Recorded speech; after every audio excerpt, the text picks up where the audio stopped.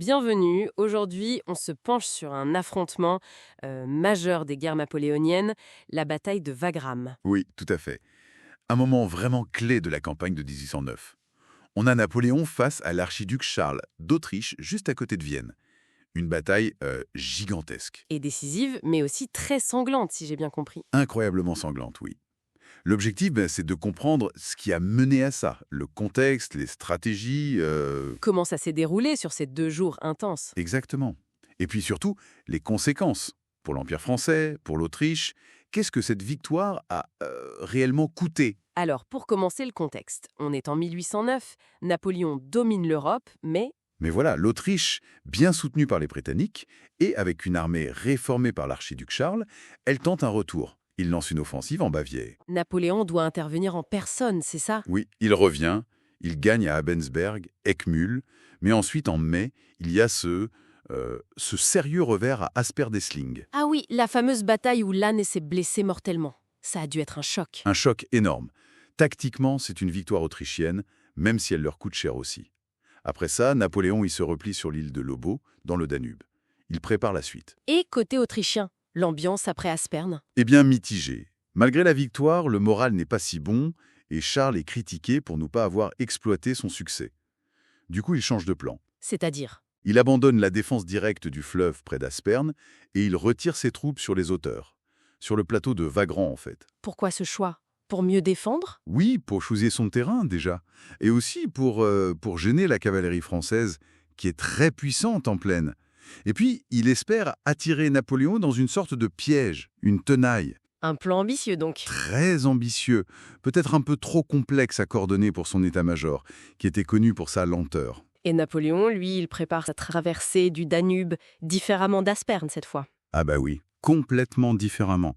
Il choisit de traverser beaucoup plus à l'est de l'Obaou. L'idée, c'est de déborder le flanc gauche autrichien pour les prendre un peu par surprise et les séparer d'éventuels renforts. Une opération logistique énorme, j'imagine. Colossal. Dans la nuit du 4 au 5 juillet, c'est près de 165 000 hommes qui passent sur des ponts de bateaux. Oudinot, Davout, Masséna, toute la grande armée ou presque. Impressionnant. Et le 5 juillet, premier jour de la bataille. Bon, le déploiement français se fait sous le feu autrichien. C'est pas facile. En fin de journée, vers 18h, Napoléon lance une attaque au centre, sur le village d'Aderklaa. Et ça marche? Pas vraiment. C'est un peu prématuré, mal coordonné. L'attaque est repoussée. Il y a même des cafouillages terribles, des tirs amis entre les alliés italiens et saxons. Aïe! À cause des uniformes? Oui, il ressemblait un peu aux Autrichiens.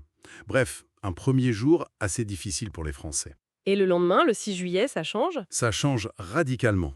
Dès 4 heures du matin, ce sont les Autrichiens qui attaquent. Charles lance son grand plan d'encerclement. Ah oui, ça marche pour eux. Au début, oui. Sur l'aile gauche française, Clenot progresse et menace les arrières. Au centre, ils reprennent Aderklaa. Bernadotte est chaste du village. Napoléon est furieux, il le destitue pratiquement sur place. Situation critique pour Napoléon, alors... Ah! Oui, il doit réagir, et vite. Et c'est là qu'il sort le grand jeu. La fameuse grande batterie. L'artillerie. Exactement. Il rassemble plus de 100, peut-être 112 canons au centre. Un mur de feu qui pilonne les Autrichiens et stoppe net leur avancée. C'est du jamais vu à cette échelle. Et pendant ce temps, sur les ailes? Masséna, malgré une blessure, fait des miracles pour stabiliser l'aile gauche face à Clénao. Et sur l'aile droite, Davout attaque sans relâche et finit par prendre le point clé de Markgrafeneziedl après des combats acharnés. Le centre est stabilisé, les ailes progressent, il manque l'attaque décisive. C'est ça. Et Napoléon la lance avec le corps de MacDonald. Une formation très particulière, une sorte de colonne en carré immense, avec 8000 hommes. Pour percer, L'objectif, c'est de fixer le centre autrichien, de l'ébranler pendant que les ailes font leur travail. Mais cette colonne, c'est une cible énorme. Elle subit des pertes effroyables. C'est là que le général Lassalle, le grand cavalier, est tué. donc elle ne perce pas vraiment. Non, pas une percée nette comme à Austerlitz, mais elle remplit sa mission. Elle fixe l'ennemi, elle impressionne. Et avec la pression sur les ailes, ça devient intenable pour les Autrichiens. Et Charles X ordonne la retraite. Oui, vers Znaïm, en Bohême.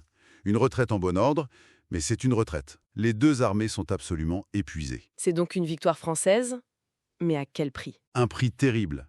On estime les pertes françaises et alliées autour de 34 000 hommes, et celles des Autrichiens peut-être à 41 000. C'était la bataille la plus sanglante de l'histoire européenne jusque-là. Ça donne le vertige. Et après, il y a l'armistice de Znaïm, rapidement. Oui, et puis les récompenses, MacDonald, Oudinot, Marmont deviennent maréchaux. Il y a cette fameuse anecdote sur Marmont. L'amitié l'a fait maréchal. Berthier devient prince de Wagram. L'avenue de Wagram, parmi. Voilà. Mais au-delà de ça, l'analyse de Wagram est importante. Qu'est-ce qu'on en retient? Que ce n'est plus tout à fait les victoires écrasantes d'avant. C'est un peu ça, oui. C'est une victoire majeure, bien sûr. Elle sauve la campagne. Mais Napoléon n'a pas réussi à détruire l'armée autrichienne. Elle se retire en ordre. Est-ce que ça montre une baisse de qualité des troupes de Napoléon? Plus de conscrits, moins d'expérience? C'est une interprétation, oui. De plus en plus de jeunes recrues. Et en face, les Autrichiens, comme d'autres, apprennent. Ils s'améliorent. Ils s'adaptent aux méthodes françaises. La perte de généraux comme Lannes, puis La Salle, ça pèse aussi, hein? Énormément. Ce sont des figures irremplaçables, des meneurs d'hommes exceptionnels. Et puis, il y a cette conséquence inattendue avec Bernadotte. Ah oui, celui qui est écarté après la bataille. Exactement.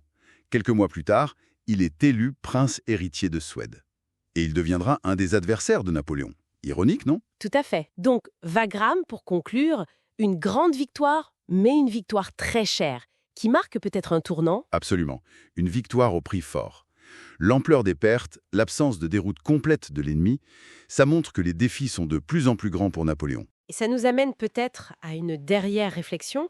Est-ce que cette victoire si coûteuse, juste après la quasi-défaite d'Asperne, n'a pas commencé à ébranler le mythe de l'invincibilité? Et peut-être même à préfigurer les difficultés à venir, je pense notamment à la Russie. C'est une excellente question. Wagram pourrait bien être un signe avant-coureur de l'usure du système napoléonien et des guerres de plus en plus âpres et coûteuses qui s'annoncent.